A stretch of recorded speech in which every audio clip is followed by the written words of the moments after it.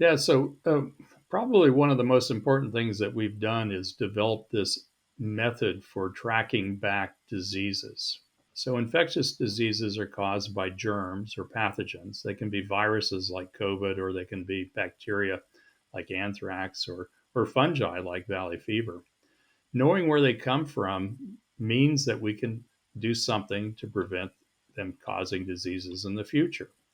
Uh, foodborne illness like E. coli in a hamburger is a good example. If we can figure out where that came from, then we can step in and eliminate the source of that and save a lot of people from getting sick. We do that with genomic analysis of the pathogens themselves. We look at their DNA or their RNA, and we look at it to see if we can tell which ones are coming from the same source and which ones are coming from different sources. We've now applied this approach to anthrax, of course. We investigated the cholera outbreak in 2010 in Haiti and identified its source as from peacekeepers from Nepal. We've looked at valley fever cases. For example, we had a case of a person who got valley fever from an organ transplant.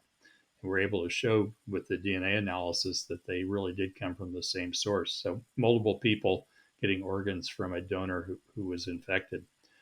So, this whole paradigm was developed because we had a lot of money to do the research in the early 2000s because of the anthrax investigation. Normally in healthcare system and in all of life, whatever you do has to be economically feasible. In the case of investigating the anthrax letters, it was how much money do you need, and then go do it. So we did things then that we couldn't really afford to do for more common diseases, but we can now because the technology has gotten cheaper, it's gotten faster.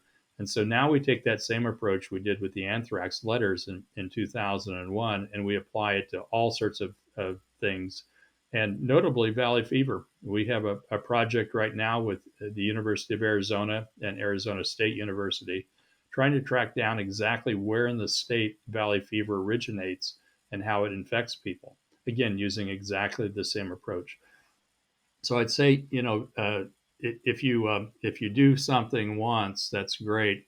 But if you can develop an approach that can be used over and over again, then that's even better. And that's what we've done with this molecular approach, this genome approach to tracking diseases.